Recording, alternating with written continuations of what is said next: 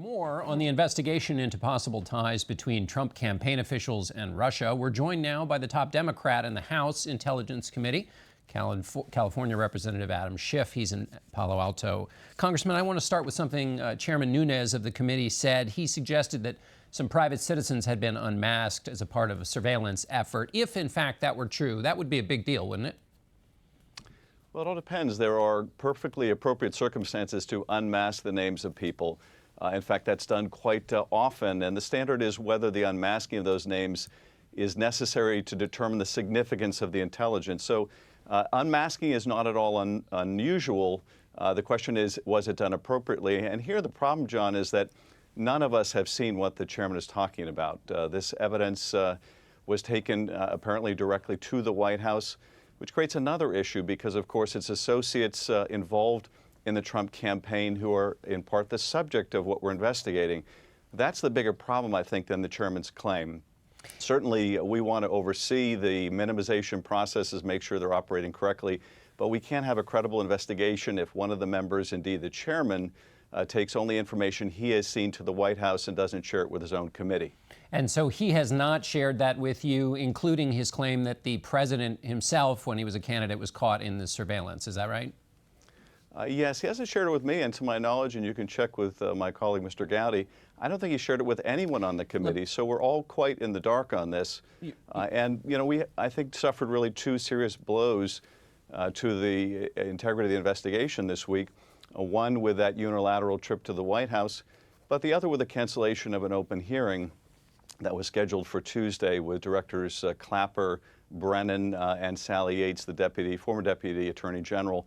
I think her testimony in particular would have shed a lot of light for the public on the whole Michael Flynn chapter, and perhaps that's something the White House did not want to see.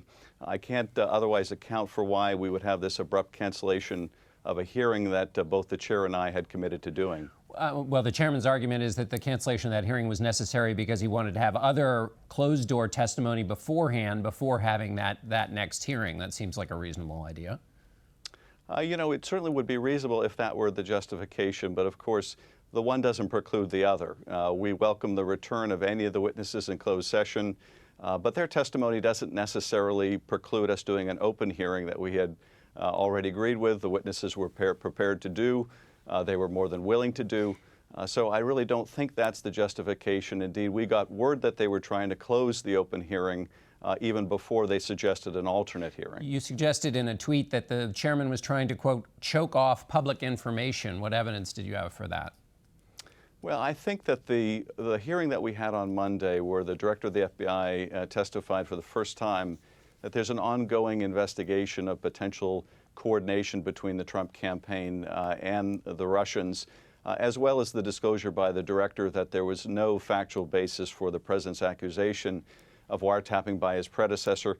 I think that hearing went so poorly for the White House that there was a lot of pushback in doing a second open hearing. Honestly, John, because the other explanations simply don't make sense. We could always have directors Comey and Rogers come back at any time. There's no necessity of having them come back before the open hearing. I think that was merely an effort to camouflage the true object here, which was the closure or the cancellation of the hearing with Sally Yates. But let me just make a, yeah. Well, I just want to interrupt briefly, Congressman, because basically what it sounds like you're saying is that the chairman of the committee is a tool of the White House he's investigating. And if you're saying that, how can this committee get its work done? Well, look, I think the chairman has to make a decision whether to act as a surrogate of the White House, as he did during the campaign and the transition, or to lead an independent and credible investigation. I hope he chooses the latter.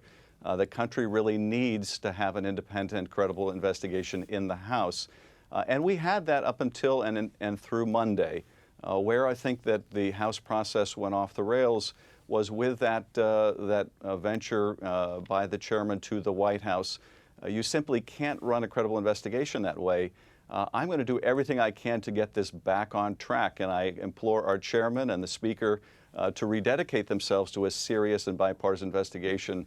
We know that Russia was involved in hacking our democracy.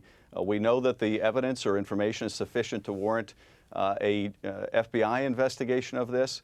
We're trying to do as much of this as we can in the public eye transparently. Obviously, some of it will have to be done in closed session, but it really demands both parties work together on this. We've made every effort to do so, but we need the chairman to decide that's what his object is as well. Congressman, there has been a report from CNN that Wednesday night that the FBI was looking into collusion with the Russians in the Trump campaign in terms of spreading information about Hillary Clinton's campaign. Do you have any information to back that up? I'm not sure that I can comment on that. I can say that I think that the investigation that the director talked about at our Monday hearing is justified. I think there is a sufficient basis for that investigation, not only to have been initiated, but for it to continue at this point. And I think that we owe it to the country to do this in a credible way. I'd make one final point, John, and that is I do think the events of this week call out the need for an independent commission, quite separate and apart from what we do in Congress. There are enough questions that have now been called, that have been raised, where I think the establishment of that commission would give the country a lot of confidence that at least one body was doing this in a way that was completely removed from any political considerations. Quickly, Congressman, you have said that there's circumstantial evidence of this connection, but then you said you can't talk about it. Isn't that just what you're complaining about with the chairman of the committee, that he says there are things but isn't showing the evidence? No, my complaint with the chairman is taking whatever information he has to the White House when the White House is a subject, in a way, of the investigation. I wouldn't have any problem with the chairman saying that he's concerned about whether minimization procedures are being followed. And I don't have a concern with other members characterizing the evidence as they have, and many of them have said they think there's no evidence of collusion. My disagreement with those members is I don't think that's accurate, and I feel an obligation to say so. All right, Congressman, thanks so much for being with us, and we'll be back in a minute with a John. Republican member of the House Intelligence Committee, Trey Gowdy.